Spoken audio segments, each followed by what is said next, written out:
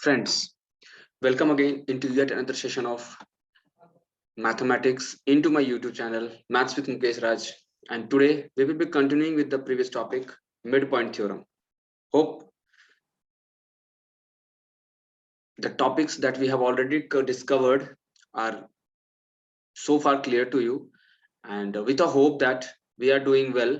And before I start today's session, let me wish you all the best for your pre-boards that is yet to be started, or if they have already started, then a very best of luck to all my dear friends who are going to appear for the pre-board exams. Let us continue with this. Into the midpoint theorem, or into the section formula, we have already discussed about the section formula where the line is divided into two sections in a fixed ratio, that is m or n. Fine. And then this time there is a very small topic, that is midpoint formula, which basically deals with the fact that we have to define the line segment. If suppose that we are having a line segment and which is supposed to be divided into two equal halves. Let's suppose this is the point A with coordinate x1 y1, and this is the coordinate B, point B with coordinate x2 y2. And suppose that we need to find out the point, let's say P, which is exactly at the center of this line x and y. Now here what I just want to tell you about the fact that this line has been divided, this line segment basically has been divided into two equal halves. That is the let's say two equal halves means the ratio of the division of these lines are going to be same. Fine, friends. So in this progress, in this system where this line segment is divided into two equal halves, therefore the formula that will be applied in order to find out the coordinates of the point, or we can call it the coordinates of the midpoint of this line segment, is the P of xy, where x is the x coordinate and y is the abscissa or the y coordinate. Then we can easily write down for the value of P xy, directly substituting the values in the form as x1 plus x2 upon 2 and y1 plus y2 upon 2.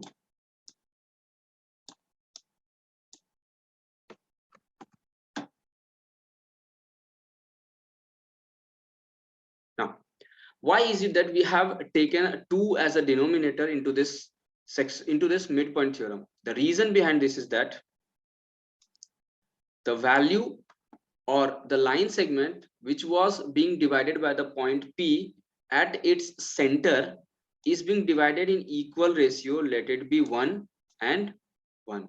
Just because of this reason, this midpoint theorem or midpoint formula comes into existence. So this is one of the implementations of the section formula that is supposed to be taken into account.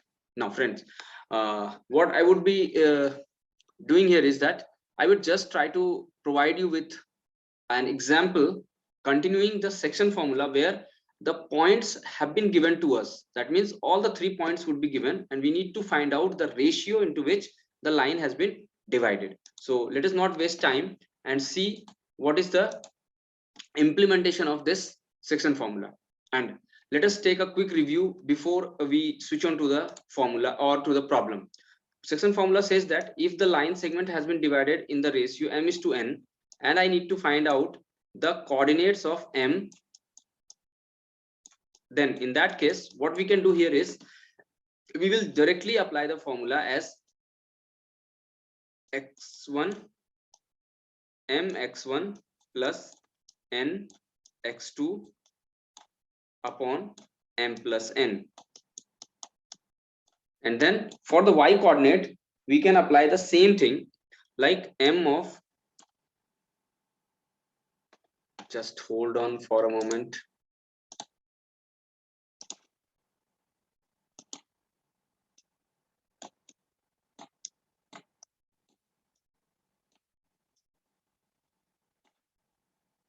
Just a second, friends. Yeah, so m of x2 plus m of x1.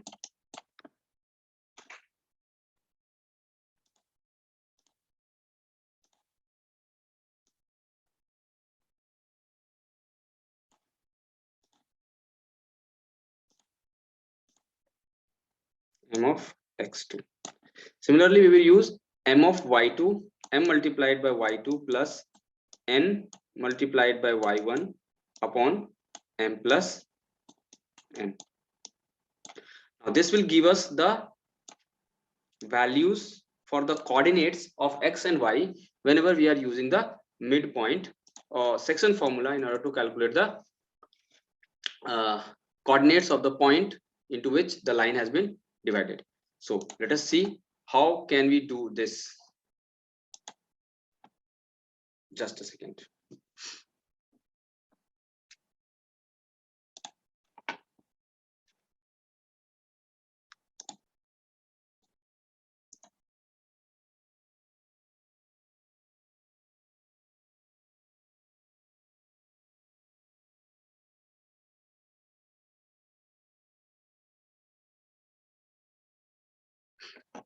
Just a friend, just a minute, friend.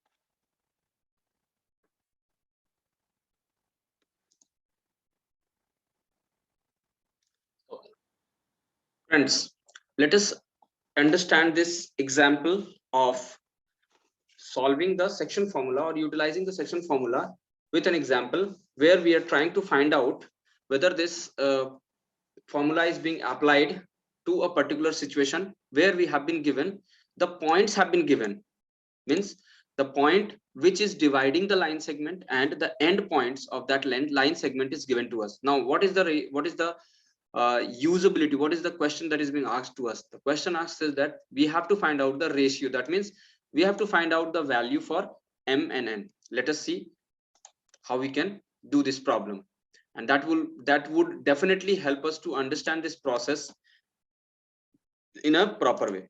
Now see friends, let us first draw the line segment. So this is the line segment. Let's say this is the line segment a b, or we can draw the line segment in a different way. Let it be straight. So this is the line segment that we are looking for. Now this is the line segment with endpoint a whose measurement, whose coordinates are given 3 and 5, minus 3 and 5. The coordinate for b has been given to us as 4 minus 9, negative 9. And let us suppose that this is the point p for which the coordinates have been given to us 2, negative 5. Now what we have to do here is we have to find out the value for this m and n. That means the ratio of the line, the ratio in which the line segment is divided by the point p. So let us proceed further and see how can we solve this problem to reach our goal. Now we know that, let us suppose that we are using this value in order to find the ratio. Let us assume certain things, like let us assume that m is equivalent to the value, like suppose k, or we can use this value as the ratio in which it has been divided. Let us say m and n itself. Now what I'm going to do for simplicity is that let the ratio, okay, hold on, let the ratio of the division equal to, suppose k is to 1. Now why is it that we are using this? It is being used in this way so that the m and n, the ratio is being simplified and we can get to the result a bit in a simpler way. That is why. Now after this, after taking this, we can just definitely set the formula, use the formula and try to solve this value. See, we know that p of x, that is p of 2, will be equal to y to m, that is k multiplied by 4 plus 1 multiplied by -3. So -3 1 multiplied by 1 upon k plus 1. I hope this is clear to you, friends. Now proceeding further, similarly I can use the value for p, that is -5, p of -5. Now this is equivalent to, again the same way, that is y2, that is -9 k plus again 5 multiplied by 1 upon k plus 1. Let us solve these values for the required positions. Equating this, 2 is equal to 4k minus 3 upon k plus 1.